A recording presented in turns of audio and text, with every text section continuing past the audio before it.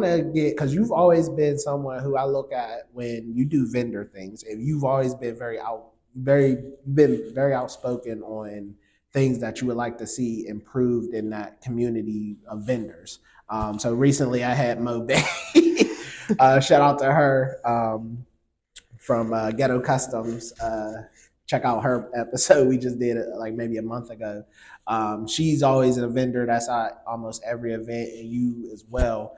And I know conversations me and you've had in the past just about, there's some people who vend and been vending for 15, 20, 30 years, but they're terrible. They're terrible.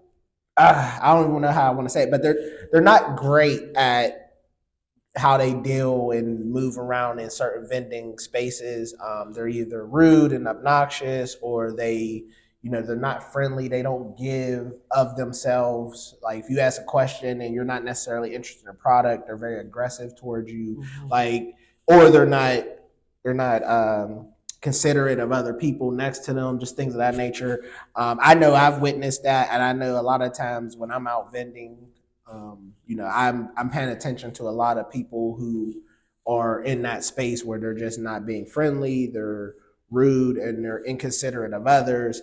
And I know you've done a ton more vending than I've done, but you've had some thoughts in the past about that, if you're comfortable sharing. Yes, I'm very comfortable with sharing that, because you have to have pop-up etiquette. It doesn't matter if this is your hobby or your business. You are still serving the community, the public. It's still a customer service. For sure. Because if you walked in Walmart and somebody treated you that way, you would be going off. Right. So do the same. Right. And that's so funny that you said that, because I just found a space that I'm trying to see if I can hold a master class for pop-up etiquette. Oh, I love that. So I'm definitely working on that. And like I said, I didn't learn this overnight. Right. It came through trial and error. Certain expectations need to be had, but I totally understand, because even if I'm vending, I still shop with other vendors. And if I come to your table and you're on your phone and you're eating and you don't stop and you don't stand up and you don't greet me or whatever, and I've even and I understand that some of the older vendors, you might not be able to stand up each and every time, right? But there's still that acknowledgement. I need to be acknowledged that I'm coming to your table, because that might determine if I buy something or not. Exactly. And even if I don't buy anything, I go live. And I'll have people like, oh, I'm a cash app. Can you get this? Can you get that? Right. But if you're sitting there with your head down and on your phone and eating, you still need to be greeted. Absolutely. And that is like my pet peeve. And the presentation of your setup. Yes. Oh my goodness. Like the whole plastic tablecloth thing. And I did that in the past. Yeah. But you learn to grow. Right. You can afford to get a nice little black linen tablecloth. It don't have to be special. You don't have to do, because I used to do themes on my table. Okay. So whatever the theme was that I was vending, I had all this stuff on my table, and it got to the point it just looked like junk. Right. It got to be too junky. A few little trinkets here and there, but that I am working on that. Yeah. Very much so. I can't wait. That is very much needed. It's very much needed. Because that makes the difference. So somebody who I support Black businesses and very intentionally, and I go there to do multiple things, not just purchase from Black vendors, but I'll come there to promote and elevate their business through my social media platforms. And I don't want to do that if you're a terrible vendor. Exactly. And I'm not going to. So when I see that you don't have pride, or you don't put personal development at the forefront of being better, especially when I see you at the same events, or I see you at multiple events and it's the same etiquette or poor etiquette, I'm definitely not going to help you get more likes, or more. I'm not going to share your business and things of that nature. And I would expect the same if I conducted myself that way. So, and then also when there's multiple businesses that have the same sort of similar product as you, I'm going with the person who's like, there's multiple chocolatiers or people selling chocolate or jewelry or soaps, whatever they're selling.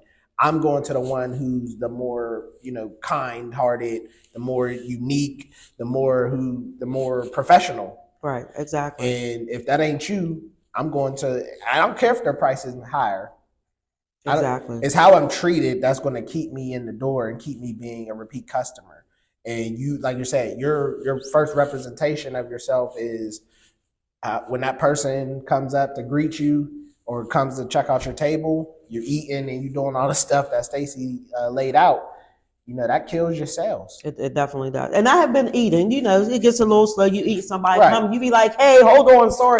Like there's a certain way that For you sure. put your food to the side. You put your phone down. I mean, life still goes on. Yeah. You just put everything to the side and you greet them. And what I love about, I've even seen your husband step in for you while you. Oh yeah, that's a manager. Oh yeah. Yeah. So you found ways to make sure you're always giving your best foot forward, and so I give you props for that. And then I just want to say this really quickly on that note. Even if they don't buy anything at that time, they take your card, they take your information, they might use you later. Absolutely. I'm going to give you a prime example. I just did a vending event the beginning of December out East Pittsburgh at the Post or whatever. Yeah. And this family came in and she was like, oh my goodness, your chocolate looks so good, but it's the holidays. And I was like, oh, money's okay. tight.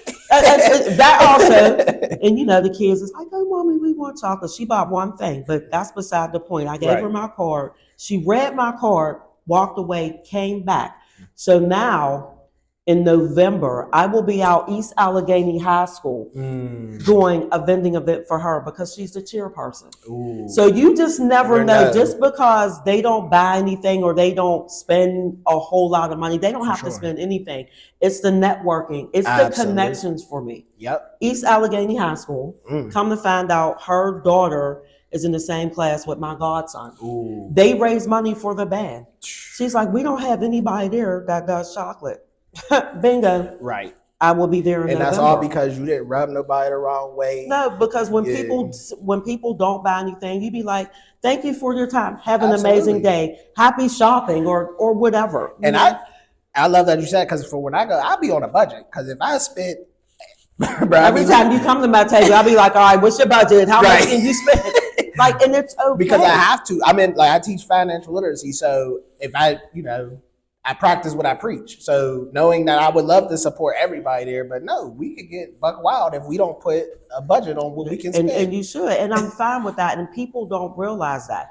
Or just the etiquette of, oh, well, how much is this? And I used to get mad. Well, why it costs so much? I don't get mad anymore. Yeah, it's not for you. So you want to know, not only is it not for you, now I go into detail, and I don't have to be like, oh, let me tell you where my chocolate comes from and how much time it took me to do this. And when you start saying that, oh, okay, well, all right, well, thank you. And I'll be like, well, thank you and have a nice day. Right. And then I did what you all recommended.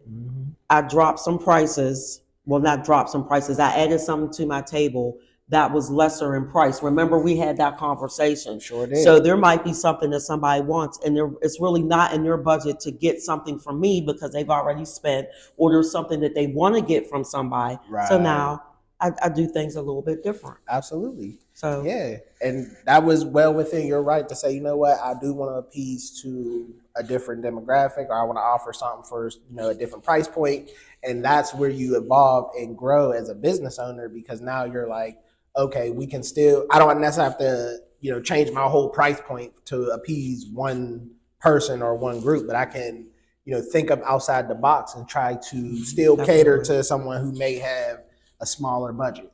Or so I love that, because a lot of people ain't doing that. Right, because that'll be a part of the class that I do. Because when you go to do an event, you have to do your research. Yes. The location, look at the crowd, ask the person who is hosting the event. What is the age group? Right. You might I was downtown and I got a whole bunch of high school kids. They didn't have a lot of money. Right. They're sitting there adding their money together so they can get some chocolate off the table. Right. And that's why I'd be like, okay, there's three of y'all, you don't have enough. Here's an extra pretzel. Right. Like, you have to be willing to do that. Not saying that you need to do that all the time, but you have to do your research on these events. You're better prepared by knowing as much information as possible. Right. You have to know your target audience. Exactly. And not going there blind. I'm going to just set it up and I get what I get. Like, no, be very intentional about what you're trying to do. If the goal is to go there and sell out, make sure you have the right product that's going to match that target market. Exactly. So I love that. You giving gems. So I ain't gonna hold you. That's about all we're gonna get for that, because come to her master class when she got that established. I can